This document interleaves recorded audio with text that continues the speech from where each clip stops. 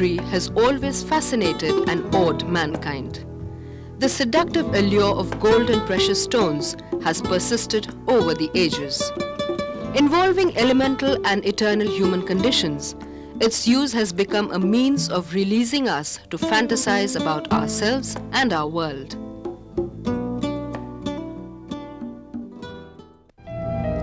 India has an unbroken heritage of jewelry design that spans 5,000 years. It was in the Mughal era that Indian jewelry really came of age. With the best craftsmen at their beck and call, no fantasy was too great for material form.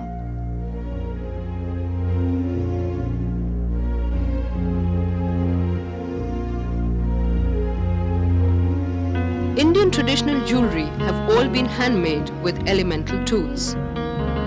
Jewelry designing was a skill that was passed from father to son or learned as an apprentice to a master craftsman. Today, professional designers learn the craft at training schools and bring with them new concepts and ideas. Earlier when goldsmiths were doing it, it was just a wedding or an occasional jewelry. If you go to the traditional jewelry of India, it's really the wedding, you know. That's where it gets stacked and gets passed on.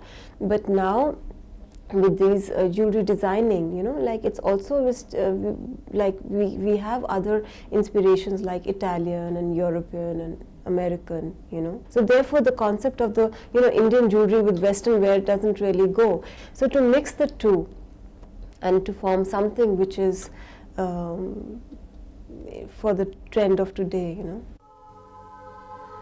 Designing and creating a jewel is the process of turning the intangible into reality. Mental imagery governs the manner in which materials are used and arranged to create an integrated object. Many factors influence this process. You can never put anything down on paper unless it starts on your mind, and then you know, it's the entire story that starts. For instance, if any piece, any jewelry form which is being conceived from an idea, there are other factors responsible for it. For instance, who is the person who's I'm going to, you know, design for?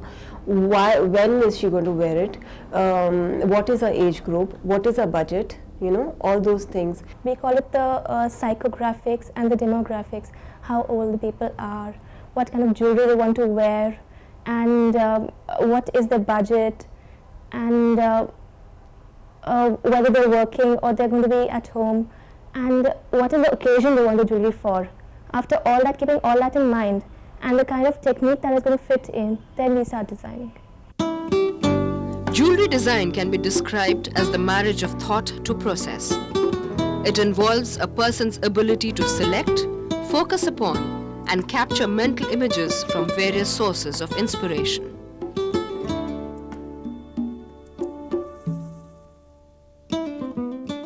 A lot of things which inspire a person, you know, it is moods, you know, what kind of mood you are in. What is your, you know, what are your constraints? Because even if you have your constraints, you know, your inspiration also has to come in from that. And we do work a lot on pictures. When we're doing a design project, we take a lot of inspirations on pictures. We form mood boards, like we stick them together, and you know, this is how we do. The entire story is in the picture. As to what I was talking about, the emotion of the jewelry piece. This is like a newborn baby and the father holding the child.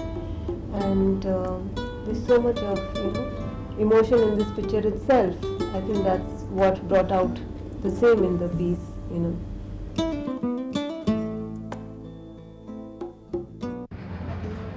The process between mental conception and physical realization of the work involves the translation of the design from paper into actual material. The basic process is like, again, which is conception of a design. We start with the conception of a design.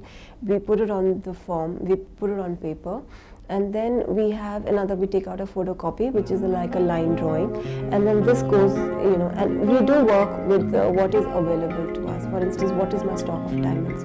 What is the stock of metal available? We start with that. Then the line drawings, they go down, the stones are sorted accordingly. Then it's given to the production supervisor. He gives it, you know, to the karigars, and then they start making it. And we have to follow the design till the craftsperson and explain to him that this is the drawing and this is what we want, so that there is no confusion, and right from the beginning we can have the right product according to the design. The greater part of the jewellery produced today is created by technical means practiced for centuries. The shape and functions of hand tools has changed little. But now, machine technology has begun to play a major role. Handmade jewelry is the traditional form of making jewelry. Machine comes in where we have casting techniques, and it's much quicker. For instance, if I want to get one piece made and it's casted, I can have 100 or 200 or 500, how many ever pieces I want. There are advantages of handmade pieces, and plus a lot of care, and the more precision that would also be going into it, whereas casted piece is you churn out more pieces. It doesn't, though it has a design element, but handmade would have one of its kind element, In the act of creating a piece of jewellery, several interrelated concepts operate simultaneously. The ability to recognize and understand these concepts and the process involved is something every designer has to develop. Also important is the ability to visualize the finished work in its ultimate state. Ability to visualize very well, ability to render very well, so that the next person can understand what is in your mind, because eventually it has to be translated into product. So that is a basic thing. Second is a problem solving ability, because in jewelry there are a lot of problems that you encounter, and how you try to incorporate that to make the piece even better is what is required in jewelry designer. Also, we have to work under deadlines at times, and being creative under deadlines is, you need to have that in you. Jewellery plays a greater role today than it ever did in the past. No more is its use only the privilege of the wealthy. It is a portable, intimate art which can be worn and enjoyed by many. The use of jewellery in some form or the other will persist as long as the human race survives. Jewelry definitely has a wider appeal because everyone wants to adorn themselves. And everyone would like to, if you talk about in terms of precious jewelry, everyone would like to have at least 1 or 2 pieces of jewelry, and in that case design is really important. Anyone who has the talent for it, the aptitude for it, the dedication for it, and would like to succeed in the field will definitely be able to learn the craft.